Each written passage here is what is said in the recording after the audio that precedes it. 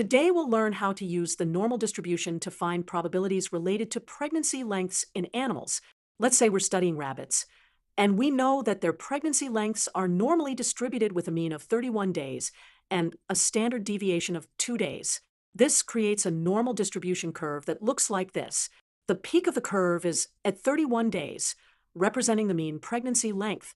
The standard deviation tells us about the spread of the data. Let's mark 1, 2, and 3 standard deviations from the mean. Let's find the probability that a rabbit's pregnancy will last between 29 and 33 days. That's within 1 standard deviation of the mean. For 2 standard deviations between 27 and 35 days, we can expect about 95% of pregnancies to fall in this range.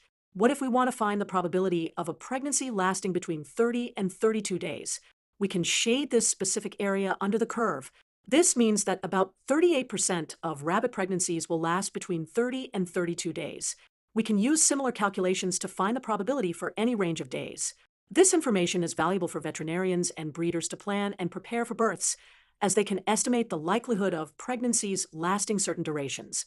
The normal distribution helps us make precise predictions about natural phenomena like pregnancy lengths, allowing us to better understand and plan for these biological processes.